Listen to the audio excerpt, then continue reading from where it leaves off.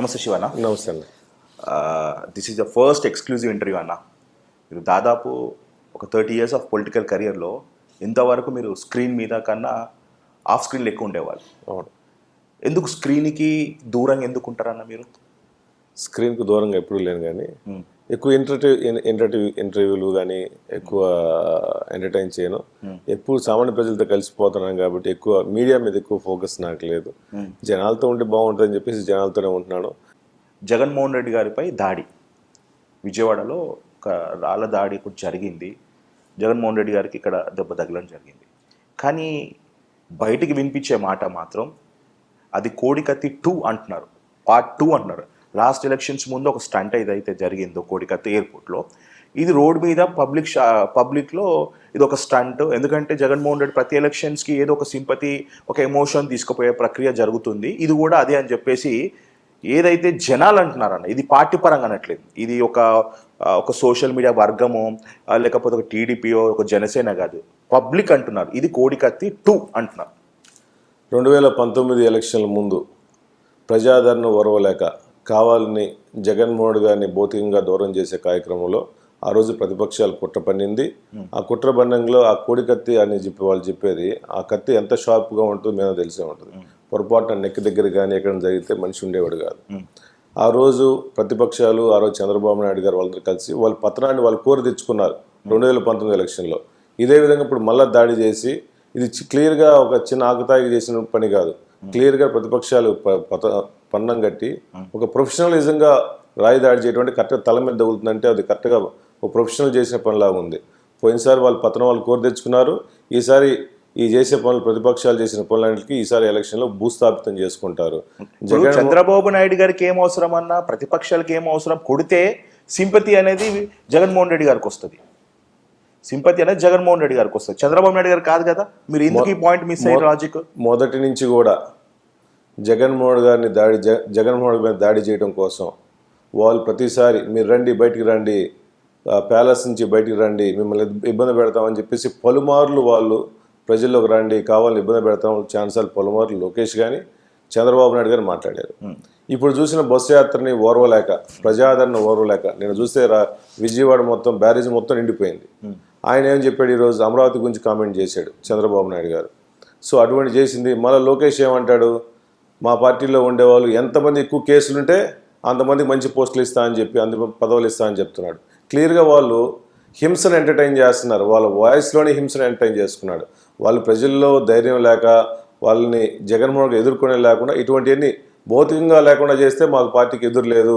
జగన్మోహన్ గారు రాష్ట్రం మొత్తం ప్రజలందరూ ఆయనతో పాటు కథలు వెళ్తున్నారు. బస్సు యాత్రను చూస్తుంటే వేలాది మంది, లక్షలాది మంది కథలు వెళ్తున్నాయంటే జగన్మోహన్ రెస్పాన్స్ వాళ్ళు ఓర్వలేక ఎన్ని కావాలని చేస్తున్నారు. చివరిగా ఐపాక్ టీమ్ స్క్రిప్ట్ అని అన్న వాళ్ళకి మీరు ఏం చెప్తారు? ఐపాక్ టీం వల్లనే ఈ కోడికత్తి 2 డ్రామా నడుస్తున్న వాళ్ళకి మీరు ఏం చెప్తారు? అసలు ఐపాక్కి దీనికి అసలు ఏం సంబంధం లేదు. ఇది నిజంగా కావాలని జరిగింది. అది మిగిలిన ప్రాంతాల్లో జరగట్లా, కావాలని విజయవాడ సెంటర్లోనే, అమరావతి సెంటర్లోనే కావాలని చేసిన పని. మరి సారీ అన్న, శివన్న ఇంటరాక్ట్ చేసినది కాదు, మరి ఇది ఎందుకు చంద్రబాబు నాయుడు గారి మీద కానీ, పవన్ కళ్యాణ్ గారి మీద కానీ, మిగతా వాళ్ళ మీద దాడి జరగట్లేదు, కేవలం టార్గెట్ అయి ఉన్న జగన్మోహన్ రెడ్డి మీద ఎందుకు దాడి జరుగుతుందని? మేము మొదటి నుంచి కూడా మా పార్టీ వాళ్ళు కూడా హింసను ఎంటర్టైన్ చేయట్లేదు, వాళ్ళు హింసను ఎంటర్టైన్ చేస్తున్నారు. వాళ్ళు హింసా రాజకీయాలు, కక్షపూరిత రాజకీయాలు వాళ్ళు చేస్తున్నారు. మా వైఎస్ఆర్ కుటుంబం మొదటి నుంచి కూడా హింసా రాజకీయాలు ఎంటర్టైన్ చేయలేదు. వాళ్ళు ఎంటర్టైన్ చేస్తున్నారు కాబట్టి వాళ్ళ కార్యకర్తలు కానీ వాళ్ళ పార్టీ లీడర్ కావాలని చేసింది. మరి హింస అని మీరు అంటున్నారు, మరి వివేక మర్డర్ కేసు మరి హింస కింద రాలేదన్నా? వివేకానంద మర్డర్ కేసు ఆ రోజు జరిగినప్పుడు వాళ్ళే అధికారంలో ఉన్నారు. చంద్రబాబు నాయుడు అధికారంలో ఉండి ఆయన 45 రోజులు 2 నెలలు ఆయన టైం ఉన్నా ఆయన ఆ రోజు నిందితులను అరెస్ట్ చేసుకోవచ్చుగా, ఎందుకు చేయలేదు? ఆయన చేయకుండా మళ్ళీ మా మీద కావాలని బురద చల్లుతున్నారు. ఇప్పుడు ఎవరైతే షర్మిల గారు కానీ, సునీతారెడ్డి గారు బయటకు వచ్చి అవినాష్ రెడ్డి ఏమో మర్డర్ చేసిన అవినాష్ రెడ్డి మరోసారి టికెట్ ఇచ్చి తిరుగుతున్న జగన్ అన్న చేసిన తప్పని సొంత ఇద్దరు చెల్లెలు అంటున్నారన్న, దానికి మీరు ఇచ్చే మాట? అది షర్మిల గారు కానీ వాళ్ళ సిస్టర్ గారు వివేకానంద రెడ్డి గారి కూతురు కానీ వాళ్ళు క్లియర్గా మొదటి నుంచి కూడా ఇది కావాలని ఎవరైనా చంద్రబాబు నాయుడు గారు చేసేది మొదట అన్నారు. ఇప్పుడు చంద్రబాబు నాయుడు గారు వీళ్ళందరూ ప్రలోభ పెట్టి వాళ్ళు రాజకీయంగా వీళ్ళతో ఎదిగిస్తామని చెప్పేసి జగన్మోహన్ మీదుగా ఒక అస్త్రంలాగా వాడుతున్నారు. సొంత చెల్లెల్ని అస్త్రంగా వాడుతున్నారు. అది కావాలనే ఫ్యామిలీలో డిస్టర్బెన్స్ పెట్టి ఈ రాష్ట్రంలో వాళ్ళ సొంత చెల్లెలు కూడా ఆయనకు సపోర్ట్ చేయలేదని ఒక భావన తీసుకొచ్చడం కోసం వాళ్ళు కావాలని చేసిన కుట్ర, వాళ్ళ కుట్రలో వాళ్ళు ట్రాప్ అయిపోయారు. మహిళలు కదా పాపం, ఏది చెప్పినా వాళ్ళు అర్థం చేసుకుంటారు, ఏదైనా చెడు ఎమ్మటే వాళ్ళు ఆకర్షించుకుంటున్నారు. కానీ జగన్మోహన్ గారు మొదటి నుంచి కూడా వాళ్ళ కుటుంబం మీద ప్రేమ, ఎప్పుడు కూడా వాళ్ళ బాబాకి ఇలా జరుగుతుందని చెప్పేసి ఎప్పుడు అనుకోలేదు. అటువంటి సంఘటనలు జరుగుంటే అతను ఎప్పుడు ఖండించేవాడు. ఆ రోజు కూడా ఈ ఎంపీ అవినాష్ గారు నిజంగా చేసుంటే అసలు ఆ స్పాట్లో ఎందుకు ఉంటాడు? అవసరం ఏముంది? అవసరం లేదు కదా. ఇప్పుడు రాష్ట్ర రాజకీయాలు పక్కన పెడితే ఇప్పుడు వెరీ ఇంట్రెస్టింగ్ రాష్ట్ర రాజకీయాల కన్నా మీ దర్శి కాన్ఫరెన్స్ వెరీ ఇంట్రెస్టింగ్ ఉందన్న. సో ఇది మీరు ఓపెన్గా మాట్లాడాలని నేను ప్రతిదీ కూడా కట్ చేయను, ఎందుకంటే ఫస్ట్ టైం మాట్లాడుతున్నారు కాబట్టి, నోరు విప్పుతున్నారు కాబట్టి ప్రతి క్వశ్చన్కి మీ సమాధానం ఉండాలి. ఎందుకంటే ఇక్కడ ప్రతిపక్షం అనేది లేదు మీకు. వాస్తవం చెప్పాలంటే 100% నేను రాసి పెట్టుకొని నోట్ దిస్ పాయింట్, ఉమ్మడి ప్రకాశం జిల్లాలో మొట్టమొదటి గెలిచే సీటు దర్శి కాన్స్టిట్యున్సీ. ఇది నా స్టేట్మెంట్, నేను వన్ సైడ్ అని మాట్లాడట్లేదు, ఓపెన్గా చెప్పే మాట. ఈవెన్ ప్రతిపక్షాలకు సంబంధించిన వాళ్ళు సర్వే చేసుకున్న దాంట్లో కూడా రిపోర్ట్లో వచ్చేది ఫస్ట్ దర్శి కాన్స్టిట్యున్సీ గెలిచే సీటు. అది కూడా జగన్మోహన్ రెడ్డి గారు ప్రతిపక్షం ఉన్నా కూడా ఇక్కడ మాత్రం కనపడేది క్రిస్టల్ క్లియర్ గెలిచేది మాత్రం బూచపల్లి శివప్రసాద్ రెడ్డి గారు. అది 100%. ఎందుకు అనేది నేను ఆ ఇంటర్వ్యూ క్లారిటీగా నేను చెప్పబోతాను అన్న. మీకు ఇంతకుముందు చెప్పినట్టు ప్రతిపక్షం అనేది అవతల మీకు లేదు, ప్రతిపక్షమే మీ పక్షమే ఉన్నదని మీరు ఏ విధంగా చూసుకోవచ్చు? నేను ఇంత డెప్త్గా అంటున్నానంటే అర్థం చేసుకోండి. ప్రతిపక్షం మీకు లేదు, అవతల కూటమి అభ్యర్థి అంత స్ట్రాంగ్గా లేకపోయినా కానీ, మీకు అక్కడి నుంచి ఇబ్బంది లేకపోయినా కానీ, ప్రతిపక్షం అనేది మీ పక్షాలనే మిమ్మల్ని బ్యాక్ స్టాంపింగ్ చేస్తున్న దాని మీద మీరు ఏం చెప్తారు?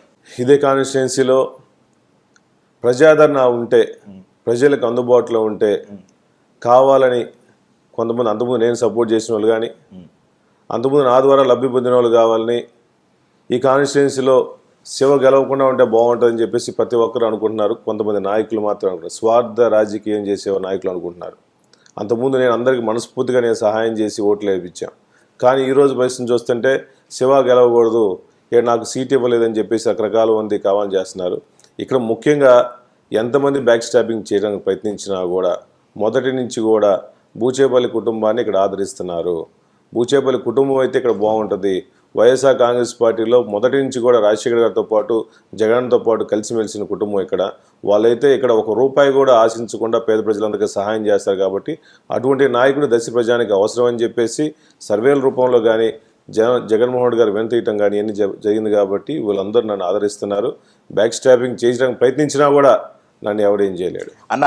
ఇదే కాన్ఫిడెన్స్తో మీరు ఉంటున్నారు అన్న. 2019 ఎలక్షన్స్లో చాలామందికి డౌట్ ఏంటిదంటే, 2019 ఎలక్షన్స్లో జగన్మోహన్ రెడ్డి స్వయంగా మీకు టికెట్ ఇస్తే గెలువు అన్న అండ్ మీకు ఇస్తే మీరు ఎందుకు రిజెక్ట్ చేసినారు? ఎందుకంటే ఆ పొద్దు చాలామంది ఏమనుకున్నారంటే, మీరు ఫినాన్షియల్ చాలా వీక్ ఉన్నారు, నేను కంటెస్ట్ చేస్తే ఓడిపోతానేమో అనే భయానికి మీరు ఆ పొద్దు మీరు వెనక్కి స్టెప్ వేసినారు. జగన్మోహన్ రెడ్డి గారు ఉన్నా కూడా 2019లో ఆ రోజు ఎందుకు మీరు బీఫామ్ తీసుకోలేకపోయినారు? బీఫామ్ తీసుకోకుండా వేరే వాళ్ళకి ఎందుకు ఇప్పించినారు? బూచేపల్లి కుటుంబం, బూచేపల్లి బ్లడ్లో భయం లేదు మొదటి నుంచి కూడా. కానీ 2009లో రాజశేఖర్ గారి టైంలో ఆ రోజు నాన్నగారు ఎమ్మెల్యేగా ఉన్నప్పుడు రాజశేఖర్ గారు ఒక మాట అడిగారు, నెక్స్ట్ సీటు నీకు ఇవ్వాలా నీ కొడుకు ఇవ్వాలంటే నాన్నగారు ఒకటే నా మీద ప్రేమతో నా శివకి సీట్ ఇవ్వండి, శివని గెలిపించుకుంటాం ఆ రోజు చెప్తే రాజశేఖర్ గారు నాకు సీట్ ఇచ్చారు. 2019కి వచ్చిన తర్వాత ఆ రోజు నాన్నగారు నా మీద ప్రేమతో నేను రాజకీయంగా లబ్ధి పొందాలని చెప్పేసి నాన్నగారు ఉన్న టైంలో ఉండాలని చెప్పి కోరికతో నన్ను ఎమ్మెల్యే చేశాడు. 2019లో నాన్నగారికి బాగలేక వారానికి 3 సార్లు డయాలసిస్ చేసుకుంటే నా స్వార్థం కోసం, నా రాజకీయ లబ్ధి కోసం మా నాన్నని పక్కన పెట్టుకొని హాస్పిటల్ తీసుకోకుండా పోతే, ఒక తండ్రి స్థానంలో ఉండేవాడిని అతను న్యాయం చేయలేకపోతే ఇంక ప్రజలకే న్యాయం చేస్తాను. అందువల్ల నాన్న మీద ప్రేమతో ఈ రాజకీయంలో ఆ రోజు జగన్మోహన్ గారు అడిగిన ప్రకారం, అన్న ఈసారి నాన్నకు హెల్త్ బాగాలేదు, నాన్నకు ఆపరేషన్ చేసి మళ్ళీ సర్జరీ చేసి బాగుంటే నేను పోటీ చేస్తా అని ఆ రోజు చెప్పిన. బట్ సర్జరీ డిలే అవ్వటం వల్ల నేను ఆ రోజు జగన్మోహన్ గారికి కరెక్ట్గా సంవత్సరం ముందే చెప్పాను, అన్న ఒక మంచి క్యాండిడేట్ని పెట్టండి నేను గెలిపిస్తా అని చెప్పాను. కానీ చాలామంది డబ్బులు లేవు అవి లేవు అని చెప్తున్నారు. ఈ కాన్స్టిట్యున్సీలో ప్రజల ఆదరణ ఉంది, లక్షలాది ప్రజల ఆదరణ ఉంది. అందుకని నాకు ఆస్తి ఏం లేదు, ఆస్తి అదే కదా నా ఆస్తి. బూచేపల్లి కుటుంబం మీద ప్రేమ ఉంది, అభిమానం ఉంది. మొదటి నుంచి కూడా నాన్నకి ఆ హెల్త్ బాగాలేదు కాబట్టి పోటీ చేయాలి, అందుకని వేరే కారణం లేదు. ఆ రోజు నామినేషన్ వేసి ఇంట్లో కూర్చున్నా నేను గెలిచేవాడి సంగతి నాకు తెలుసు. కానీ నాన్నగారిని హాస్పిటల్కి ఎవరు తీసుకెళ్తారు?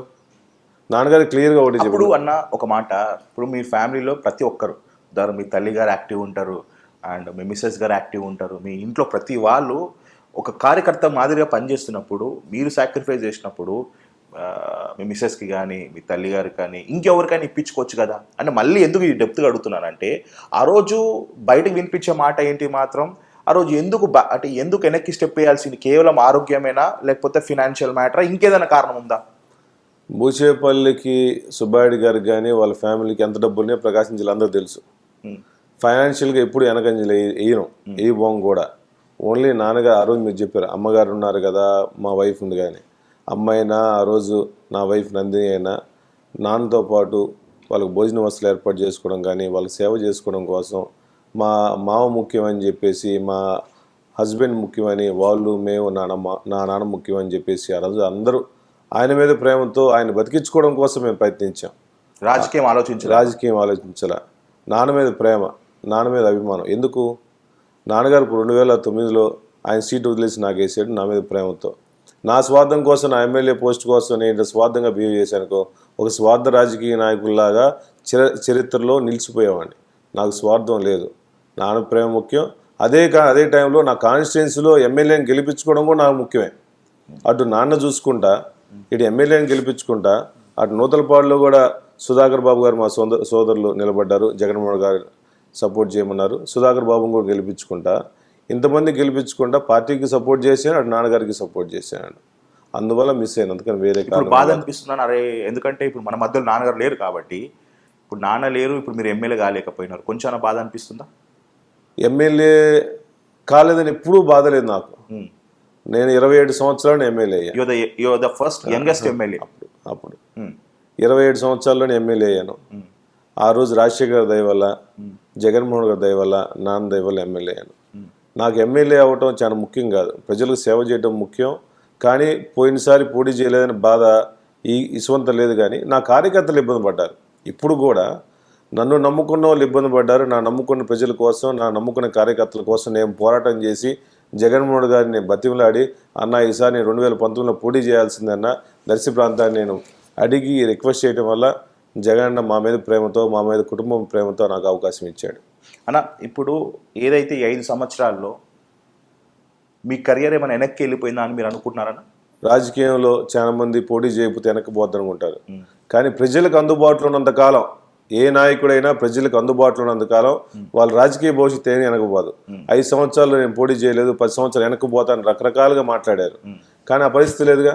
ఇప్పుడు వచ్చారు, ప్రజలందరూ ఘనస్వాగతం పలుకుతున్నారు. ఏ గ్రామానికి పోయినా ఎక్కడ పోయినా మా బూచేపల్లి మళ్ళీ మాకు వచ్చాడు, మా బూచేపల్లి శివను గెలిపించుకోవాలని చెప్పేసి అడుగడుగునా నీరాజనాలు పలుకుతున్నారు ప్రజలందరూ. ఓకే, ఏదైతే 2019లో మీరు మద్దతు తెలిపిన మద్దిశెట్టి వేణుగోపాల్ గారికి మీరు గెలిపించిన బాధ్యత తీసుకున్నారు, గెలిపించుకున్నారు. కట్ చేస్తే 2024 వచ్చేసరికి ఆయన సీట్ మిస్ అయింది. ఆ సీట్ మిస్ అవ్వడానికి కారణం కూడా నా ముందు కూర్చున్న శివాన్ననే అని అంటున్నారు. ఎందుకు గెలిపించాలి, ఎందుకు మళ్ళీ 24 వచ్చేసరికి ఎందుకు ఆయనకి సీట్ ఇవ్వకుండా ప్రయత్నం చేయాలంటే? మొదటి నుంచి కూడా రాజశేఖర్ గారి కుటుంబం మీద, జగన్మోహన్ గారి మీద ప్రేమ. జగనన్న సీఎం చేసుకోవడంలో భాగంగా జగనన్న ఏ క్యాండిడేట్ని ప్రపోజల్ చేస్తాడో ఆ క్యాండిడేట్ సపోర్ట్ చేయటం నా ధర్మం, నా లక్ష్యం కూడా. 2019లో వేణుగోపాల్ గారు ఆ రోజు నేను, వాసన్న, సజ్జల రామకృష్ణ కలిసి వేణుగోపాల్ గారు సపోర్ట్ చేయమంటే వేణుగోపాల్ గారికి సపోర్ట్ చేసాం. ఆ రోజు ఆయన స్టేట్మెంట్, నా తమ్ముడు సపోర్ట్ చేయకపోతే నేను పోటీ చేయన్నాడు. ఎలక్షన్లు అయిపోయిన పాటు నేను మనస్ఫూర్తిగా మా సోదరులు వేణుగోపాల్ గెలవాలని నేను కోరుకున్నా. లక్ష్యం ఏంది? జగన్మోహన్ ముఖ్యమంత్రి అవడం నా లక్ష్యం. అందువల్ల నాకు దొరికిన టైం మొత్తం నాన్నగారితో స్పెండ్ చేస్తూ ఈ కాన్స్టిట్యున్సీలో తిరిగాను. ప్రతి ఒక్కరి కాన్స్టిట్యున్సీలో ప్రజలందరూ తెలుసు. కానీ ఆయన ఎలక్షన్లు అయిన తర్వాత ఒక తమ్ముడు అవసరం లేదనుకున్నాడు ఆయన. నా స్వార్థం నేను చూసుకోవాలి, నా రాజకీయం నేను చూసుకోవాలి, ప్రతిసారి మళ్ళీ శివప్రసాద్ని ఎలక్షన్లు తిప్పుకోలేను కదా, నా గ్రూపు నాకు కావాలని నన్ను పక్కన పెట్టి చిన్నగా ఫ్లెక్సీలు కూడా నా ఫోటోలు తీసేసి నా దగ్గరికి వచ్చిన వాళ్ళని నేను రికమెండేషన్ చేసిన, పేదవాళ్ళకి సాయం చేయమన్నా, నా కార్యకర్తలు సపోర్ట్ చేయమన్నా కూడా ఆయన సపోర్ట్ చేసిన. దర్శి కాన్స్టిట్యున్సీలో 2 పవర్స్ అయిపోయినాయనా? దర్శి కాన్స్టిట్యున్సీలో ఆ అంతకుముందు వరకు బూచేపల్లి సుప్రసాద్ నమ్ముకున్న వాళ్ళని అందరినీ ఇబ్బంది పెట్టారు. పార్టీ నమ్ముకున్న వాళ్ళు కొంతమంది బెనిఫిట్ అయ్యారు, కొంతమంది టీడీపీ వాళ్ళకి కూడా న్యాయం చేశాడు ఆయన. ఓట్లు వేయకపోయినా కూడా పార్టీలో చేర్చుకొని చాలా మంది సహాయం చేశాడు. దీంట్లో వర్గాలు భేదాలు ఏమి లేవు. మొదటి నుంచి కూడా ఇదంతా వైఎస్ఆర్ మీద ప్రేమతో ఉండేది వైఎస్ఆర్ కాంగ్రెస్ పార్టీ శ్రేణులు. ఒకరు ఇద్దరు మరి మీకు నాయకులు ఎన్ని వస్తారు. ఇబ్బందులు ఉన్నా కూడా మీరు ఏ పొత్తు ఈ 5 సంవత్సరాలు ఎందుకు మీరు వాయిస్ రేజ్ చేయలేదు, అధిష్టానికి ఈ దృష్టికి తీసుకుపోలేదు ఏందన్నా? మేము మొదటి నుంచి కూడా కాంట్రవర్సీకి పోను. నన్ను ఎన్ని రకాలుగా నా మీద స్టేట్మెంట్ ఇచ్చినా కూడా పార్టీ దృష్టిలో పెడతాను, పార్టీ పెద్దల దృష్టిలో పెట్టాను. నేను ఎక్కడ పబ్లిక్గా వాయిస్ కూడా చెప్పలే. వాయిస్ పెడితే పార్టీ డ్యామేజ్ అయ్యింది. నాకు పార్టీ ముఖ్యం. రేపు నేను పోటీ చేయాలన్నా, రేపు ఇంకోరు పోటీ చేయాలన్నా పార్టీ అల్టిమేట్గా పార్టీ ముఖ్యం కాబట్టి పార్టీని ఎప్పుడు డ్యామేజ్ చేసుకోవాలనుకోవాలి. పార్టీ కన్నతల్లి లాంటిది. అటువంటి కన్నతల్లి లాంటి మనం జాగ్రత్తగా చూసుకోవాల్సిన అవసరం ఉంది.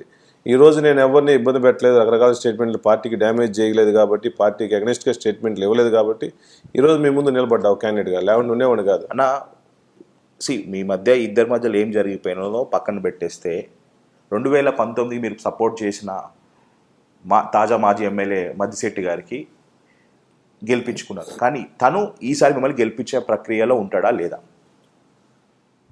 ఈసారి ఎలక్షన్స్లో ఆయన పూర్తిగా టీడీపీ అభ్యర్థికి సపోర్ట్ చేయటం, టీడీపీ అభ్యర్థి వాళ్ళ ఇంటికి పోవటం, మాగుంట శ్రీనివాసరెడ్డి కొడుకు రాఘురెడ్డి వాళ్ళ ఇంటికి పోవటం, వాళ్ళకు తెలిసిన కొంతమంది నాయకుల్ని వాళ్ళు సపోర్ట్ చేయటం బహిరంగానే ఉంది.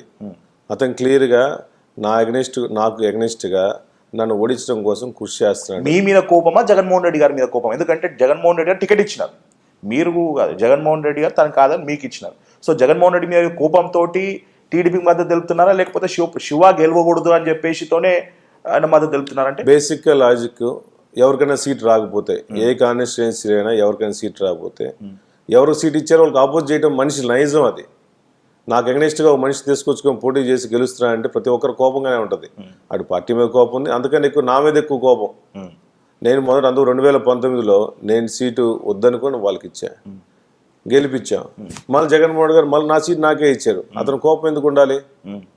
కానీ రకరకాల 5 సంవత్సరాల్లో నాకు పూర్తిగా అగ్నెస్ట్గా కానీ, శివప్రసాద్ని ఓడించడం కోసం కానీ, శివప్రసాద్ని ఇబ్బంది పెట్టడం కానీ, శివప్రసాద్ని అనుచరులందరినీ కేసులు పెట్టడం, నానా రకాలకు ఇబ్బంది పెట్టారు కాబట్టి అతను మంచి దూరం అయ్యాడు.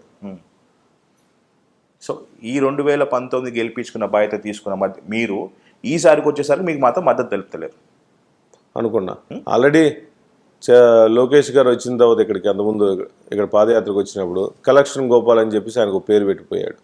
అటువంటి వాళ్ళు సపోర్ట్ తీసుకున్నారు, టీడీపీ వాళ్ళు సపోర్ట్ తీసుకున్నారు. పార్టీ రిజైన్ చేయలేదు కదా, ఎందుకంటే పార్టీ రిజైన్ చేయకుండా అదే పార్టీలో ఉంటూ సిద్ధం సభలో కూడా ఐ థింక్ రాలేదు అనుకుంటా. సిద్ధం కానీ మేము సిద్ధం కానీ రాలా. ఇప్పుడు ఒక నైతిక విలువ ఉన్న వ్యక్తి అయితే ఈ పార్టీలో ఉండి ఇంకో పార్టీకి సపోర్ట్ చేయడం, పార్టీకి రాజీనామా చేసి హ్యాపీగా కండవలు కప్పుకొని పొమ్మని చెప్పండి, సీట్ తెచ్చుకోమని చెప్పండి. టీడీపీలో సీట్ తెచ్చుకోవచ్చు, జనసేనలో సీట్ తెచ్చుకోవచ్చు, పోటీ చేసుకోవచ్చు. అట్లా లేకుండా ఇదే పార్టీలో ఉండి వాళ్ళందరికీ టవల్ లేపించడం, వాళ్ళందరికీ సపోర్ట్ చేయటం ఈ నైతికంగా విలువలు కరెక్ట్ కాదు. ఇది దీనే బ్యాక్ స్టాంపింగ్ అంటారు. ఇప్పుడు అన్న తన మద్దతు మీకు అవసరం లేకుండా మీరు గెలుస్తారంటారా? ఈ కాన్స్టిట్యున్సీలో నా మేలు కోరే వాళ్ళ సపోర్ట్ అందరూ అవసరము. నేను ఎవరిని పోగొట్టుకోవట్లా. అతను నా మేలు కోరుకుంటున్నారంటే నేను తీసుకుంటా. అతను నా మేలు కోరుకోవట్లేదు కదా. నా మేలు కోరుకున్న వాళ్ళందరినీ నేను ఇంటికి పోయి బతిమలాడుకొని, అన్న ఓట్లేయండి, అన్న జగన్మోహన్ గారు చూసి ఓట్లేయండి, మీకు అందరికి అందుబాటులో ఉంటాను, 20 సంవత్సరాల నుంచి ఇదే రాజకీయాల్లో చేస్తున్నాను, అంతకుముందు నన్ను గెలిపించారు, నాన్న గెలిపించారని చెప్పి ప్రతి ఒక్కరిని కూడా ఇంటింటా పోయి బతిమలాడుకొని బూచేపల్లి శివప్రసాద్ మీ అందరికీ సేవకుడిలానే పనిచేస్తానని అందరిని బతిమలాడుకుంటా ఉన్నా. అందరూ ప్రజలు, నాయకులు మొదటి నుంచి కూడా వైఎస్ఆర్సీపీ నమ్మకులు అందరూ అండగా ఉన్నారు మాకు. ఓకే అన్న, సింపుల్గా ఈ 5 సంవత్సరాల్లో ఏం డెవలప్మెంట్ కాలేదో, జగన్మోహన్ రెడ్డి గారు నిధులు ఇచ్చినప్పుడు అవి దాన్ని ప్రాపర్ వేలో అయిందో లేదో తెలియదు, కానీ ఈ కాన్స్టిట్యుయెన్సీలో పరిస్థితి ఏముంది యాజ్ ఆఫ్ నవ్వు? మీరు ఎమ్మెల్యే అవ్వకముందు ఏంటిది, మీరు ఇప్పుడు ఎమ్మెల్యే అవ్వబోతున్నారు కాబట్టి ఈ 5 సంవత్సరాల్లో దర్శి కాన్స్టిట్యుయెన్సీ ఏ విధంగా మూవ్ అని అయిందంటే?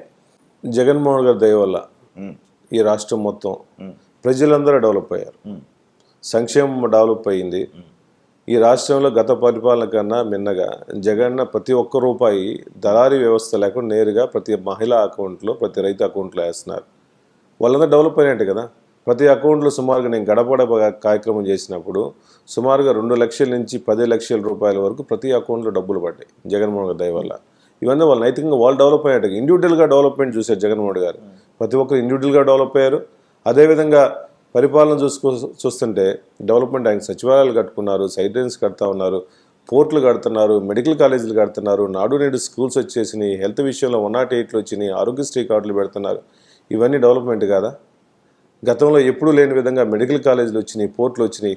మాకు దగ్గరలో ప్రకాశంలో జిల్లాలో రిమ్స్ ఉంటే అప్పుడు రాజశేఖర్ గారి టైంలో, జగన్మోహన్ గారి టైంలో మా పక్క ప్రాంతంలో మార్కాపురం, దొనకొండకు పక్కనే మార్కాపురం, కుర్చేడు పక్కన మార్కాపురం మెడికల్ కాలేజ్ వస్తుంది. మాకు అంతకనే ఏం కావాలి డెవలప్మెంట్? పిల్లలందరూ బాగా చదువుకుంటున్నారంటే జగన్మోహన్ గారి పుణ్యమని. రేపు ఎలక్షన్లో బూత్ స్కూల్ కూడా నాడు నేడు స్కూల్లో డెవలప్ అయింది. అక్కడ పోయి స్కూల్ చూసిన పాటనే ఇది జగన్మోహన్ గారి దయ వల్ల డెవలప్ అయింది రా స్వామి, పిల్లలు బాగా చదువుకున్నారు, ఫ్లోరింగ్ వేసారు, బుక్స్ ఇస్తున్నారు, బల్లలు ఇచ్చారు, వాళ్ళందరూ మానిటర్లు ఇచ్చి చదువుకోవడానికి కోసం కష్టపడి ఎన్ని చేస్తున్నారంటే బూత్ దగ్గర పోయేవాడు కూడా ఇది జగన్మోహన్ గారి దయ వల్ల డెవలప్ అయిందని ప్రతి ఒక్కరు ఆలోచించి జగన్మోహన్ గారు కొట్టేస్తారు. అలా ఇంకొకటి, నేను నైట్ హైదరాబాద్ నుంచి వస్తుంటే మీరు 2009లో ఈ 5 మండలాల్లో మీరు కట్టిన మోడల్ స్కూల్స్, అంటే జగన్మోహన్ రెడ్డి గారు ఈ పొద్దు ముఖ్యమంత్రి అయ్యి మోడల్ స్కూల్స్ కట్టినారు. కానీ మీరు 2009లోనే ఇప్పుడు వాళ్ళ ఇంజనీర్లు కూడా అయినారు చదువుకున్న వాళ్ళ దాంట్లో. ఆ మోడల్ స్కూల్స్ ఆలోచన ఎందుకు వచ్చిందన్నా? అన్ని మండలాల్లో ఒక మోడల్ స్కూల్ ఉండాలని చెప్పేసి. అప్పుడు 5 మండలాలకు 5 మోడల్ స్కూల్స్ కావాలని చెప్పేసి నేను పోరాటం చేసి 3 మండలాల్లో మోడల్ స్కూల్స్ తీసుకొచ్చాను. మిగిలిన 2 మండలాల్లో ల్యాండ్ ఇష్యూ వల్ల అప్పుడు మోడల్ స్కూల్ రాలేదు. ఈ మోడల్ స్కూల్స్లో ఉన్న ఇప్పుడు పిల్లలు కానీ దర్శిలో కానీ మిగిలిన 2 మండలాల్లో ఉన్నారు. చాలా సంతోషంగా నేను అక్కడ పోయినప్పుడు నాకు గర్వంగా ఉంది. నేను కట్టించిన స్కూల్లో ఇంతమంది బెనిఫిట్లు పొందుతున్నారు, ఇంతమంది ఇంజనీర్లు అవుతున్నారు, డాక్టర్లు అవుతున్నారు, నిజంగా సంతోషంగా ఉంది. ఇప్పుడు ఆ స్కూల్ పోయినా మీకు ఏం కావాలని చెప్పి ఇంకా మౌలిక వస్తువులు తేడా అంటే ఇది నేను కట్టించిన స్కూలు, నేను సహాయం చేయాలని చెప్పి వాళ్ళకి అమ్మ జడ్పీ నిధుల నుంచి కానీ నా చారిటబుల్ ట్రస్ట్ ఇంకా సహాయం చేస్తాను. నిజంగా ఎడ్యుకేషన్ వ్యవస్థలో ఆ రోజు నేను చేసిన పనులు ఎన్నో విధాలుగా పేదవాళ్ళందరూ ఉపయోగపడి మౌలిక వస్తువులు అన్ని హాస్టల్స్కి అమ్మ చైర్పర్సన్ అయిన తర్వాత కూడా అన్ని గవర్నమెంట్ స్కూల్స్ అన్నింటికి బుక్స్ పంపిణీ చేస్తున్నాము, 10th క్లాస్ మెటీరియల్ ఇస్తున్నాము. ముఖ్యంగా బాలబాలికలకు ఇబ్బంది లేకుండా అన్నిటికి గవర్నమెంట్ హాస్టల్స్ అన్నింటికి కూడా ఇన్వర్టర్లు ఇచ్చేసాం. వాళ్ళు చదువుకోవడానికి ఇబ్బందిగా ఉంది, రాత్రిపూట పాములు పురుగులు వస్తున్నాయని చెప్పి అడిగితే కరెంటు పోయినప్పుడు వాళ్ళందరికీ ఇన్వర్టర్లు కూడా ఇచ్చేసి వాళ్ళందరికీ హెల్ప్ చేస్తున్నాం. ఓకే అన్న, బూచపల్లి కుటుంబానికి దర్శికి ఉన్న అనుబంధం ఏంటి? ఎందుకంటే ఇది మీరు ఏమన్నా అగ్రిమెంట్ చేసేసుకున్నారన్న దర్శి కాన్స్టెన్సీ? నాకు ఒక డౌట్.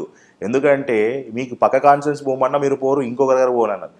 అండ్ మోర్ ఎవర్ ఇది ఓపెన్గా ఓపెన్ ఒక మాట చెప్తున్నాను, ఇది మీరు కాంట్రవర్సీ అవుతుందని కాదు, కాంట్రవర్సీ కోసేయట్లేదు. ఉమ్మడి ప్రకాశం జిల్లాలో ప్రతి నాయకుడు దర్శించే కాంటెస్ట్ చేయాలని ఎందుకు అనుకుంటారు? అంటే దర్శి అందరికి ఈజీగా కనిపిస్తుంది, దర్శి కాంటెస్ట్ ఈజీగా గెలుస్తాము అని చెప్పేసి అందరూ అనుకుంటూ ఉంటారు. కానీ మొదటి నుంచి కూడా నాన్నగారు బూచేపల్లి సుబ్బారెడ్డి గారు చేసిన చారిటబుల్ ట్రస్ట్ కార్యక్రమాల్లో మా పక్కనే 10 కిలోమీటర్లు మా బార్డర్ చేమకుర్తి దర్శి ప్రాంతం కలిసిమెలిసే ఉంటుంది కాబట్టి అది రిజర్వ్డ్ కాన్స్టిట్యున్సీ కాబట్టి మేము ఈ కాన్స్టిట్యున్సీలో మొదటి నుంచి పోటీ చేశాం. ఆ రోజు నాన్నగారు చేసిన చారిటబుల్ ట్రస్ట్ కార్యక్రమాలు జిల్లా మొత్తంలో కూడా ఎంతో పేదవాళ్ళకు ఉపయోగపడ్డాయి. నాన్నగారు ఎన్నో గుళ్ళకి, గోపురాలకి, మసీదులకి సహాయం చేస్తూ ఉన్నాడు. ఎవరికైనా మెడికల్ ఎయిడ్ కావాలని సహాయం చేస్తాడు, మ్యారేజ్లకి సపోర్ట్ చేస్తాడు. కాబట్టి బూచేపల్లి సుబ్బారెడ్డి గారిని ఒక బ్రాండ్ ఆయన ఇక్కడ వచ్చి పోటీ చేశాడు. కాబట్టి ఆ రోజు పార్టీలకు అతీతంగా, కులాలకు అతీతంగా, ఇండిపెండెంట్ గెలవడం ఏందన్నా, కులాలకు అతీతంగా మాకు ఆ ఊర్లో నాయకులు తెలియకపోయినా మా జీబుతో పాటు లక్షలాది మంది జనాలు వచ్చేసి మా బూచేపల్లిని గెలిపించుకుందాం, మంచి వ్యక్తిని ఆదరిద్దామని చెప్పి మొదటి నుంచి కూడా దర్శించారు. రాజశేఖర రెడ్డి గారి వేవ్ లో కూడా మీ నాన్నగారు ఇండిపెండెంట్ గా గెలవడం ఏంటిదన్నా?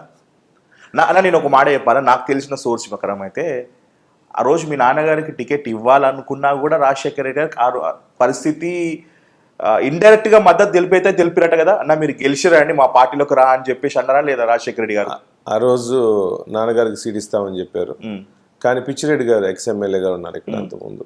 వాళ్ళు వైఎస్ రాజశేఖర గారికి కొంచెం క్లోజ్ ఫ్యామిలీ మెంబర్స్ కాబట్టి లాస్ట్ మినిట్లో అప్పుడు అధిష్టానం కూడా సిట్టింగ్ వాళ్ళకి ఎమ్మెల్యే సీట్లు ఇవ్వాలని చెప్పేసి ఏదో ప్రపోజల్ ఉండటం వల్ల మాకు ఈ సీట్ ఇవ్వలేకపోయారు.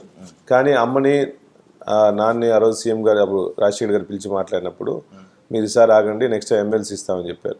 అమ్మ గట్టిగా పట్టుకొని మేము ఎన్ని రోజులు తిరిగామో, మీరు మాకు మాట ఇచ్చారు, మేము కంపల్సరీగా పోటీ చేయాల్సిందే, ఇక్కడ గెలిచి దర్శి కాన్స్టిట్యూషన్లో గెలిచి మీ మొహం చూపిస్తామని చెప్పేసి ఆ రోజు అమ్మ కూడా రాజశేఖర్ ముందు గట్టిగా మాట్లాడటం, అసెంబ్లీకి పోయిన పాటనే అమ్మని వెంకాయమ్మ నువ్వు మొండిదాని అమ్మ నువ్వు సాధించావని చెప్పేసి ఆ రోజు రాజశేఖర్ గారు కూడా ఎక్కడ పోయిన అమ్మని ఆ ప్రేమ రోజు గెలుపు కారణం మీ అమ్మగారేనా? పోటీ చేయడం కారణం అంటే అమ్మగారే. రాజకీయం కొత్త అప్పుడు మీకు, మీరు సర్వీసెస్ అని పబ్లిక్ సర్వీస్ చేసుకుంటారు. కానీ ఒక పక్క జగన్మోహన్ రెడ్డి, అసలు ఒక పక్క రాజశేఖర రెడ్డి గారు వేవ్ పాదయాత్ర, ఇంకో పక్క చంద్రబాబు నాయుడు గారు ముందస్తు ఎలక్షన్స్లో, మరి ఆ మొండి ధైర్యం ఏంటంటే 2009లో 2003లో సారీ 2004లో రైట్ 2004 2004లో అంటే అప్పుడు ఎంత వచ్చిందని మెజారిటీ 2500లో ఆ వేవ్లో కూడా 2500 గట్టి గెలవడం అంటే ఆ రోజే మీకు పాలిటిక్స్లో రావాలని ఆలోచన ఎందుకు వచ్చిందన్న? అంటే ఈ ప్రాంత ప్రజలందరూ కూడా దర్శి ప్రాంత వాళ్ళు ప్రజలందరూ కోరుకున్నారా? మా చుట్టాలు మనం పొడి రాజకీయంగా ఉంటే ఎక్కువ మంది ఇంకా సేవ చేయొచ్చని ఆలోచనతో ఆ రోజు నాన్నగారికి కానీ అమ్మగారికి కానీ ఉంది, మాకు కూడా ఉంది. కానీ సీటు మిస్ అవ్వడం బాధకున్నప్పుడు కూడా మా నమ్మిన ప్రజలు ఆ రోజు కూడా మాతో పాటు తిరిగిన ప్రజలందరూ కానీ నాయకులందరూ కూడా సార్ మిమ్మల్ని నమ్ముకున్న వాళ్ళకి అన్యాయం చేయదు సార్ మీరు అని చెప్పడం వల్ల అమ్మ గట్టిగా పట్టుకొని ఇండైరెక్ట్ గా పనిచేసి కానీ రాజశేఖర్ గారు ఇండైరెక్ట్ గా మీకు సపోర్ట్ చేసిరా లేదా? అంటే ఆ రోజు మేము మొదటి నుంచి కూడా వైఎస్ఆర్ విధేయులం కాబట్టి వాళ్ళు ఎంపీకి మాత్రం అటే వేసాం. ఆ రోజు మేకపాటి రాజమోహన్ రెడ్డి గారు ఎంపీ అయితే ఆయనకి సపోర్ట్ చేసాం, ఎమ్మెల్యే మేము వేయించుకున్నాం. బూచపల్లికి వైఎస్ఆర్ కుటుంబానికి ఏంటి అనుబంధం? ప్రేమ, ఆప్యాయత, ఇప్పుడు పలకరింపు. రాజశేఖర్ గారి కుటుంబం మీద నేను రాజకీయంలో వచ్చినా మా నాన్నగారు రాజకీయంలో వచ్చినా ఆయన ఒక నాయకుడు, మాకు ఆరాధ్య దైవంగా చూసుకునే వాళ్ళం కాబట్టి ఆయన మీద ప్రేమతో పోయి మేము ఆ పార్టీకి సేవ చేసుకుంటూ వచ్చాం. అప్పటి నుంచి కూడా మమ్మల్ని ఎప్పుడు ఏ విధంగా ఇబ్బంది పడ, మా బూచేపల్లి సుబ్బాయుడు వస్తున్నాడు, నన్ను డాక్టర్ అనేవాడు రాజశేఖర్ గారు, మా శివ వస్తున్నాడని చెప్పి డాక్టర్ వస్తున్నాడని చెప్పి ప్రేమతో చూసుకుంటున్నారు కాబట్టి అప్పటి నుంచి బూచేపల్లి గారికి అదేవిధంగా రాజశేఖర్ కుటుంబం బాండింగ్ ఏర్పడింది. దాని తర్వాత రాజశేఖర్ గారు మన నుంచి దూరం అయిన తర్వాత మొదటి నుంచి కూడా స్టేట్లో దిగిన మొత్తం ఓదార్పు యాత్రలో నేను ప్రతి కాన్స్టిట్యున్సీకి పోయాను, ప్రతి జిల్లాకు పోయాను. సీఎంతో పాటు ఆ రోజు జగన్తో పాటు ఉన్న తక్కువ మంది ఎమ్మెల్యేల్లో మా జిల్లా నుంచి మా వాసన్న, మేము, వైవి సుబ్బారెడ్డి గారు ఆల్రెడీ సొంత రిలేటివ్ కాబట్టి, ఇంకా మిగిలిన ఎమ్మెల్యేలు ఎవరు రాకపోయినా కూడా కొంతమంది వాళ్ళ బ్రదర్స్ కానీ ఫ్యామిలీ మెంబర్స్ వచ్చి కానీ మేము వాసన్న మేము అందరూ స్టేట్ మొత్తం తిరిగాం ఆయన కోసం. తిరిగిన కొంతమందిలో నేను ఒక్కడిని కాబట్టి అప్పటి నుంచి కూడా నన్ను జాగ్రత్తగా చూసుకున్నాడు. నా శివ నా రాజకీయ భవిష్యత్తు అతనికి నేను ఇవ్వాలని చెప్పేసి ఆయన కమిట్మెంట్ లేకపోతే ఈరోజు నాకు సీట్ ఇచ్చేవాడు కాదు. అప్పటి నుంచి నమ్ముకున్నాను కాబట్టి రాజశేఖర్ గారి కుటుంబం నమ్ముకున్న వాళ్ళని ఎప్పుడు జాగ్రత్తగా చూసుకుంటుంది, నమ్ముకున్న వాళ్ళకి అండగా ఉంటుందని ఇదే నిదర్శనం నాకు. ఓకే, ఇప్పుడు బూచపల్లి వైఎస్ఆర్ కుటుంబం అనుబంధం చూసినాం, బూచపల్లి దర్శి కాన్సెన్స్ చూసినాం. సో నాకు ఒక డౌట్ అన్న, నేను ఇంతకుముందు చెప్పినట్టు ఏమన్నా మీరేమన్నా ఈ ఏరియాని రాసుకున్నారా? ఎందుకంటే మీ నాన్నగారు ఇక్కడనే సర్వీస్ చేసినారు, మీరు ఇక్కడనే సర్వీస్ చేస్తారు. ఇప్పుడు థర్డ్ జనరేషన్ కూడా ఈ దర్శిని మాత్రం వదిలిపెట్టాం. 2014లో జగన్మోహన్ రెడ్డి గారు దర్శిలో వద్దు నువ్వు కనిగిరి పోటీ చేయమని నా మీద విపరీతంగా చెప్పాడు ప్రజలు. శివాని మంచి కోసం చెప్తాను వాడు పోటీ చేయమని. అన్న మా దర్శి ప్రజలందరూ మనం నమ్ముకున్నారు, నేను ఎడే పోటీ చేయాలని చెప్పేసి విపరీతమైన ప్రెషర్ పెట్టి బతిమలు ఆడుకొని ఆ రోజు లాస్ట్ మినిట్లో శాంక్షన్ చేపించి సీట్ ఇప్పించాం. ఇప్పుడు కూడా నేను గట్టిగా ఎందుకు సీటు కోసం పట్టుబడులు పట్టానంటే ఎక్కడ పోగొట్టుకున్నానో ఆడే గెలవాలి, పెద్దలు అదే చెప్తారు, ఏడ పోగొట్టుకున్నావో ఆడే గెలవాలని చెప్పి అందరూ చెప్తారు. కాబట్టి ఇది 2014 ఇన్సిడెంట్ కాకుండా 2019 తర్వాత 2024లో అప్పుడు శివప్రసాద్ రెడ్డికి ఇప్పుడు శివప్రసాద్ రెడ్డి చాలా తేడా ఉంది. 10 సంవత్సరాలు రాజకీయ జీవితంలో ఎన్నో ఆటుపోట్లు ఎదుర్కొన్నాను, ఎన్నో బ్యాక్ స్టాపింగ్లు ఎదుర్కొన్నాను. అన్ని రెట్టింపు ఉత్సాహంతో, గతంలో కన్నా ఎక్కువ రెట్టింపు ఉత్సాహంతో ప్రజలకు దగ్గరండి నాయకులందరూ సపోర్ట్ చేసుకుంటూ వాళ్ళందరి సపోర్ట్తో వాళ్ళందరి ఆశీస్సులతో మంచి మెజారిటీతో గెలుస్తామని చెప్పి నేను ధైర్యంగా ఉన్నాను. ఇప్పుడు మూడోసారి కంటెస్ట్ చేస్తున్నారు. 2009లో గెలిచినారు, 2014లో ఓడిపోయినారు, 2019లో మీరు టికెట్ తీసుకోలేదు, 2024లో మీరు కంటెస్ట్ చేస్తున్నారు. 2009లో ఉన్నంత ఆదరణ మళ్ళీ ఆ రెట్టింపు ఉత్సాహంతో మళ్ళీ అదే ఎనర్జీ తోటి 2024లో పోతున్నారు. 2009 కన్నా రెట్టింపు ఉత్సాహంతో కేడర్ పనిచేస్తున్నారు. ఎందుకంటే 10 years గ్యాప్ వచ్చింది. ఇక్కడ నీకు 2 ఆస్పెక్ట్స్, జగన్మోహన్ గారి వేవ్, జగనన్నతో పాటు జగనన్న సంక్షేమ పథకాలు అందిన ప్రతి ఒక్కరు కూడా గ్రౌండ్ లెవెల్లో మా జగన్మోహన్ గారు మాకు దైవం లాంటి వ్యక్తి, అతన్ని గెలిపించుకుంటే రాష్ట్రం మొత్తం బాగుంటుందని దాంతోపాటు మా శివ మా బుచ్చేపల్లి కూడా మనిషి మాకు వచ్చాడు కాబట్టి 95% జగన్మోహన్ గారు చూసి ఓట్లేస్తారు. ఓకే అన్న 5% మేము ఇక్కడ అందుబాటులో ఉన్నాను చూసి ఓట్లేస్తారు. కాదు, జగనన్న శివన్న ఇద్దరు మధ్య బాండింగ్ మొన్న కూడా సిద్ధం సభలో చూసుకుంటే కూడా మా తమ్ముడు అని చెప్పేసి ఆ ఎఫెక్షన్ కనబడ్డది. జగనన్న శివన్న మధ్యలో బాండింగ్ ఎక్కడ బాగా క్లోజ్ అటాచ్మెంట్ అయింది? ఎందుకంటే మీరు రాజశేఖర్ గారితో వర్క్ చేసినారు, తర్వాత జగన్మోహన్ రెడ్డి గారితో కూడా వర్క్ చేసినారు. రాజశేఖర్ గారితో నడిచిన కొంచెం ఒక 45 రోజులే రాజశేఖర్ గారితో నడిచింది. నేను ఎమ్మెల్యే అయినప్పుడు నా టైంలో కొంచెం ఎక్కువ యాక్సెస్ ఉండి ఇక్కడ ప్రజాపదానికి కూడా వచ్చాడు సార్ ఆ రోజు రాజశేఖర్ గారు. అప్పుడు బాండింగ్ ఎక్కువ ఉంది. కానీ రాజశేఖర్ గారి కన్నా జగన్తో పాటు ఎక్కువ బాండింగ్. ఎందుకంటే ఆ పాదయాత్రలో, ఓదార్పు యాత్రలో ఆయనతో పాటు నిద్ర లేకుండా రాత్రిపూట్లన్నీ తిరిగాము. రాత్రి 1 గంట అయ్యేది.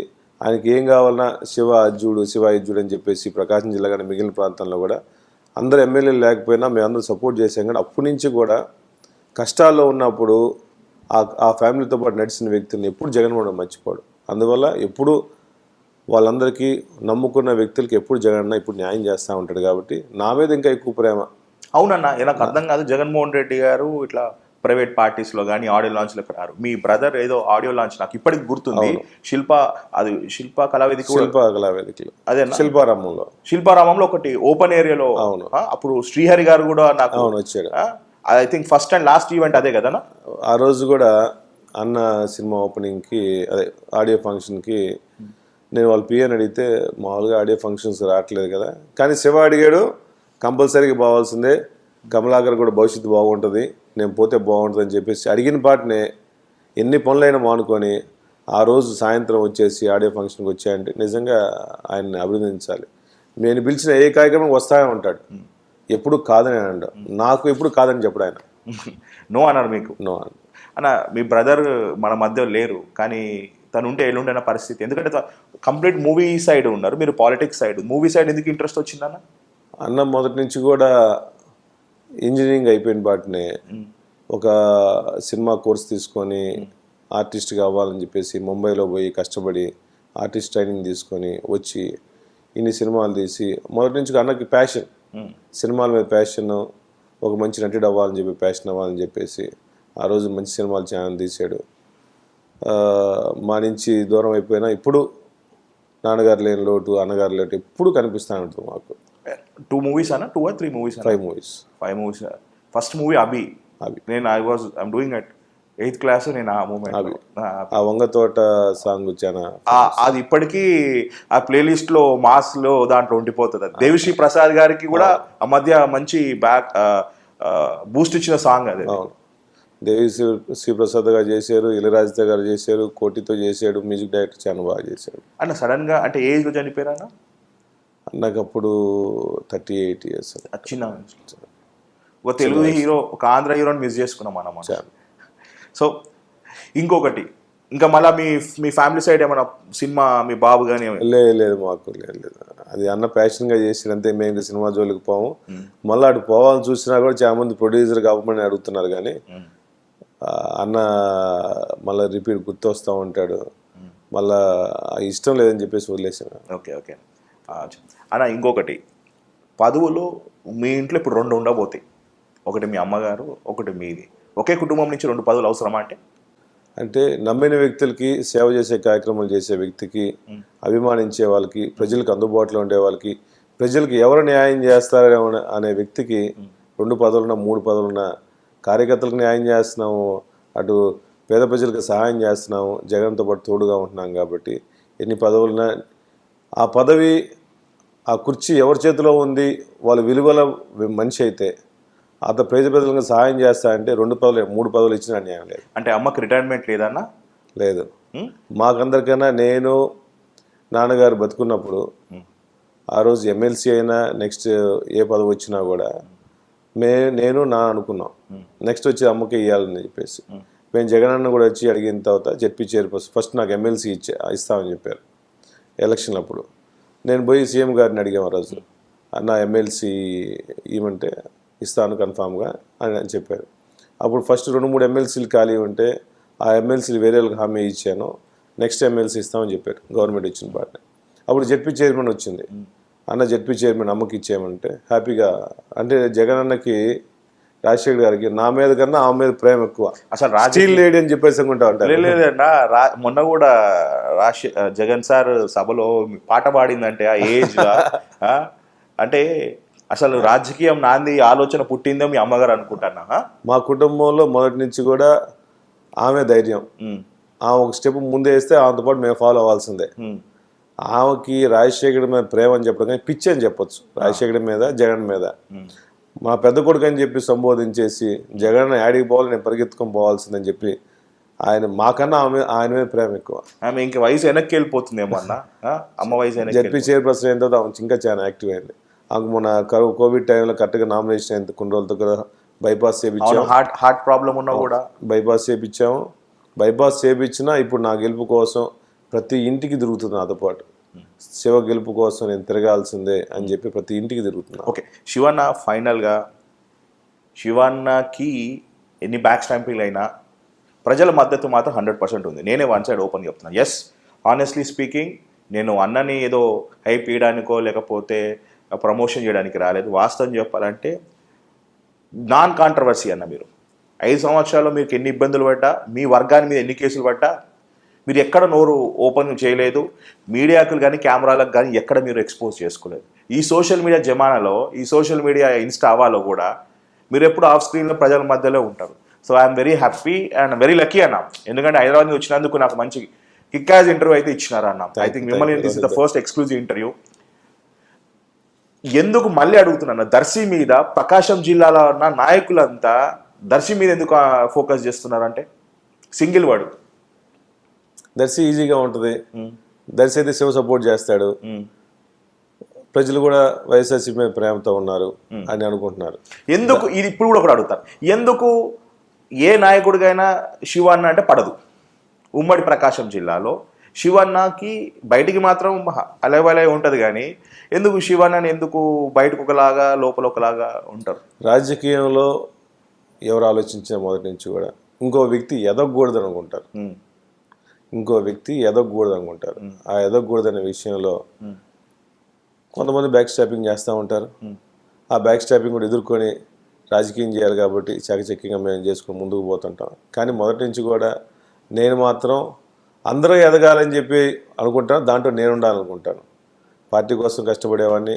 జగన్ ముఖ్యమంత్రి చేసుకోవడంలో భాగంగా నేను ఎన్ని పోరాటాలు చేసినా ఈ ఎమ్మెల్యే ఈ సీటు, దర్శి సీటు గెలవడం చాలా ముఖ్యం. పార్టీకి ముఖ్యం, నా కుటుంబానికి కూడా ముఖ్యం. 8 సంవత్సరాల గ్యాప్ వచ్చిన తర్వాత చాలామంది బ్యాక్ స్టాపింగ్ చేయడానికి ట్రై చేస్తూ ఉంటారు. ఈసారి ఎవరెన్ని చేసినా, ఎన్ని కుయుక్తులు పడినా 100% ప్రజల ఆదరణ మాకుంది. జగన్ సపోర్ట్ మాకుంది. కార్యకర్తలందరూ మనోధైర్యంతో నువ్వు పోటీ చేసావు, నువ్వు వచ్చావు, నీకు అండగా ఉంటాము, నువ్వే మాకు కావాలని చెప్పి అనే పరిస్థితి ఈరోజు కాన్స్టిట్యున్సీకి వచ్చిందంటే నన్ను ఎన్ని బ్యాక్ స్టాపింగ్ చేసినా ఎవరు అన్న. చివరిగా దర్శి కాన్స్టిట్యున్సీలో కాపుల అవా ఎక్కువ ఉంటుంది, రైట్? ఇక్కడ పవన్ కళ్యాణ్ గారికి కానీ చంద్రబాబు నాయుడు గారికి ఎక్సైట్ మద్దతు తెలుపుతుంటారు. ఈ కాపుల అడ్డలో ఈ రెడ్డికి ఏమి ఇబ్బంది ఉండదా? ఎందుకంటే గత టర్మ్స్లో చూసుకుంటే ఓటింగ్ అవుతుంటుంది. ఓటింగ్ అనేది కాపు ఓటింగ్ కూడా పడుతుంది మీకు, వాళ్ళు కూడా మీకు మద్దతు తెలుపుతున్నారు. ఫిర్బీ ఒక 20%, 30% ఉంది. 100% వచ్చే సమస్య మీకు ఎప్పుడు వస్తుందన్న? ఈ కాన్స్టిట్యున్సీలో బుచ్చేపల్లి కుటుంబం ఎవరిని ఇబ్బంది పెట్టాల. ఒకసారి ఎమ్మెల్యే సీట్ అయిన తర్వాత నేను ఎమ్మెల్యే, నాన్న ఎమ్మెల్యే అను. ఎప్పుడు ఏ కులాన్ని కూడా అటు చౌదరి గారు కానీ, నాయుడులు కానీ, బీసీలు కానీ, ఎస్సీలు కానీ, మైనార్టీలు ఎప్పుడూ పేదవాళ్ళకి సహాయం చేస్తాం తప్ప ఏ కులాన్ని కూడా మేము ఇబ్బంది పెట్టాల. అందువల్ల ఇప్పుడు ప్రతి ఒక్కరూ శివప్రసాద్ వస్తే మాకు ఇబ్బంది లేదు, వాళ్ళు పద్ధతిగా ఉంటారు, ఎలక్షన్ అయిన తర్వాత ఎక్కువ రాజకీయాలు పట్టించుకోరు, వాళ్ళందరికీ సేవ చేస్తారని చెప్పేసి ప్రతి ఒక్కరూ న్యూట్రల్గా ఆలోచిస్తారు. శివ అందరి మనిషి, ఇక్కడ ఒక కులానికో మతానికో ఒక వర్గానికి సంబంధించిన వ్యక్తి కాదు.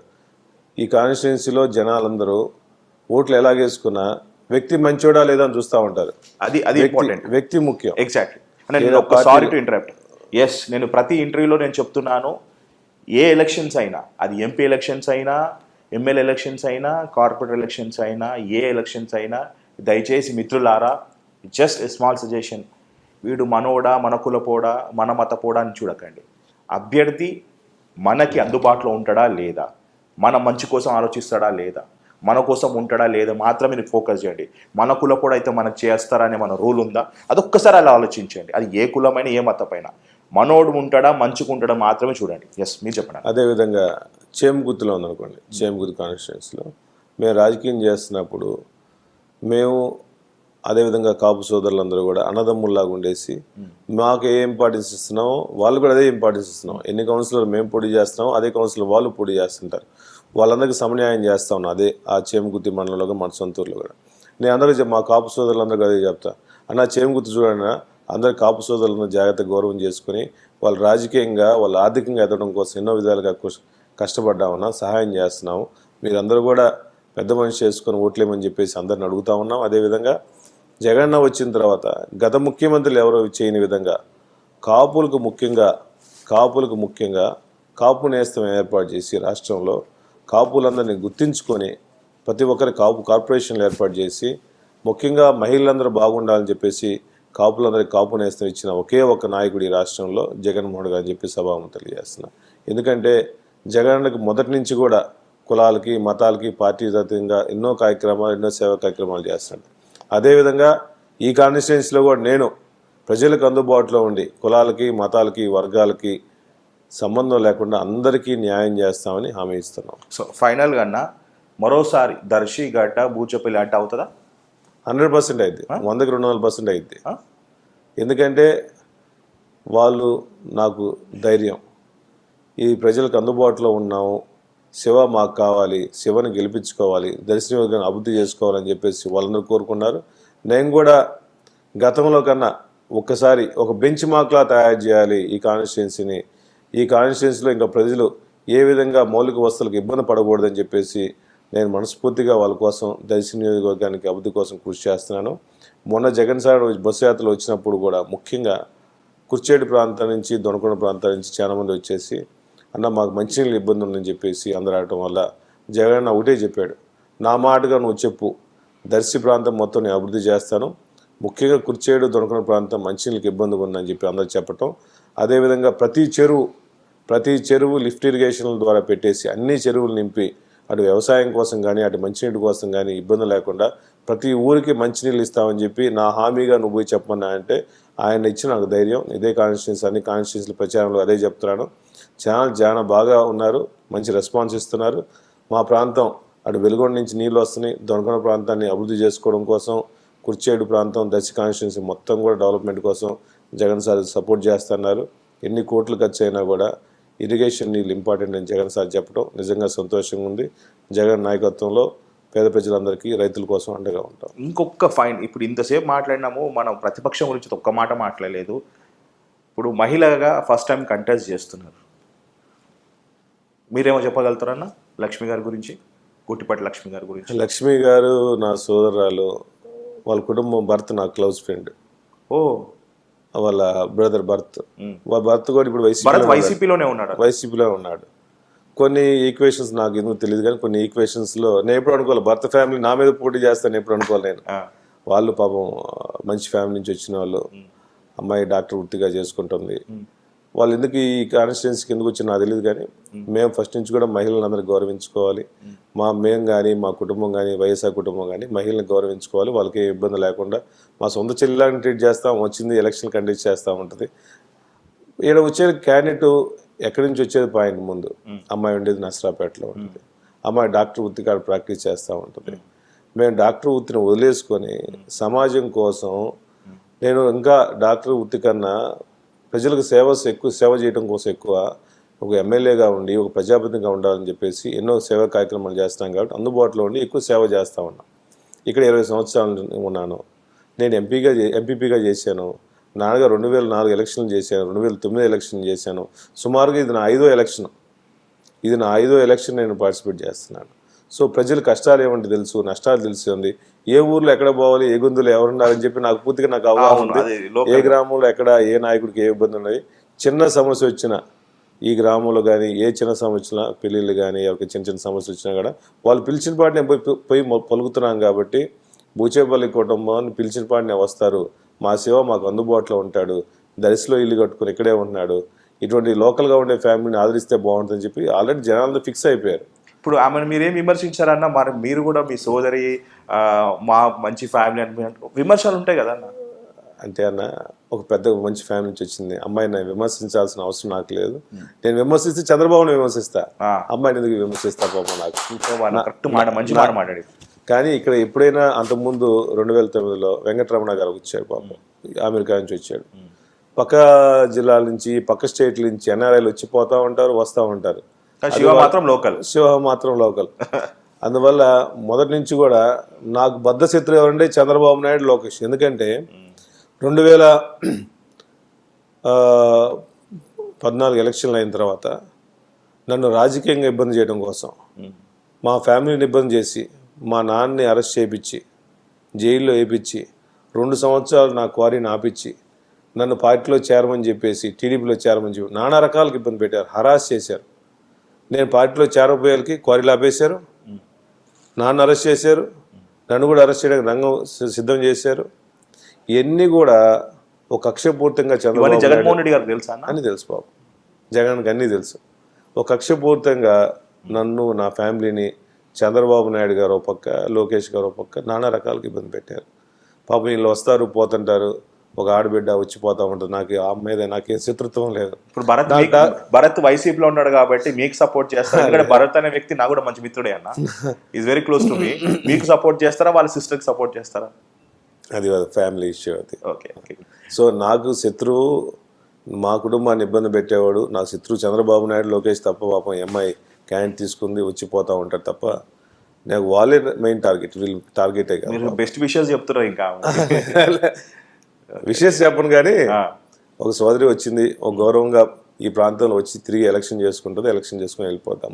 అమ్మాయి పని అమ్మాయి చేసుకుంటుంది, నా పని నేను చేసుకుంటాను. ఓకే. అంటే ఆల్రెడీ 5 సంవత్సరాల అనుభవం ఉన్న వ్యక్తి, 5 times ఎలక్షన్ కొట్లాడిన వ్యక్తి, ఫస్ట్ టైం ఒక ఆడబిడ్డ కంటెస్ట్ చేస్తుందంటే వాళ్ళు కూడా ఆలోచించి పంపాలి కదన్న. ఇప్పుడు వాస్తవం చెప్పాలంటే హేమా పోటీ అనేది టఫ్ కంటెంట్ ఉన్న పీపుల్ తోటి ఫైట్ చేపిస్తే ఈజీ ఉంటుంది. మీకు ఈజీ కేక్ వాక్ లాగా పాప మా ఆడబిడ్డని పెట్టడం అనేది, ఇది కూడా మీరు మాట్లాడుకున్నారా అన్న ఏంటిది? Anyways all the very best అన్న. అండ్ మళ్ళీ చెప్తున్నాను, ఏపీలో మొట్టమొదటి గెలిచే సీట్ ఏదైతే పులివెందుల జగన్మోహన్ రెడ్డి అయితే, ప్రకాశం జిల్లాలో మాత్రం దర్శి కాన్స్టిట్యున్సీ శివన్న రాజకీయంగా బ్రేక్ తీసుకున్నా కానీ పబ్లిక్లో మాత్రం ఎప్పుడు బ్రేక్ తీసుకోలేదు. And this is the first exclusive interview. మళ్ళీ చెప్తున్నాను, దర్శి గడ్డ, బూచపల్లి అడ్డ, ఇది మరోసారి అడిపోతుంది. ఎలక్షన్ రిజల్ట్ తర్వాత మళ్ళీ ఒకటి ఇంటర్వ్యూ పెట్టుకుందాం పక్కా అన్న. బికాస్ ఇంత కాన్ఫిడెంట్ నేను చెప్తున్నా కాబట్టి. ఎస్, ఇక్కడ లోకల్ నాన్ లోకల్ ఇష్యూ పక్కన పెడితే ప్రజలకు మధ్యలో ఎవరు ఉంటారో వాళ్ళకే ఓట్లు పడతాయి. Thank you. మీతో పాటు ఇంటర్వ్యూ చేయించుకుంటూ నిజంగా సంతోషంగా ఉంది. రెగ్యులర్ రండి, 100% అన్న. చివరిగా మళ్ళీ చెప్తున్నాను, కాస్ట్ బేస్ ఓట్లు మాత్రం మీరు వేయకండి. ఇది మీకే కాదన్న, ప్రతి ఇంటర్వ్యూలో కాస్ట్ బేస్ ఓటర్ కాదు, మన కులపోడు మన అని కాకుండా ఎవరు అందుబాటులో ఉంటారో వాళ్ళకు ఓటేసి గెలిపించండి. శివన్న నిజంగా ఏదైతే ఈ ఇంటర్వ్యూలు చాలా జెన్యూన్ అనిపిస్తే, శివన్న మాటలు నిజమైతే, శివన్న ప్రజల మధ్యలో ఉంటే, శివన్న ప్రజలకి సమస్యల మీద పోరాడి ఉంటే మాత్రం డెఫినెట్లీ శివన్నని గెలిపించాలని కోరుకుంటున్నాను. లేదు అంటే మీ ఇష్టం. థ్యాంక్ యూ అన్న. నమస్తే. Thank you. నమస్తే.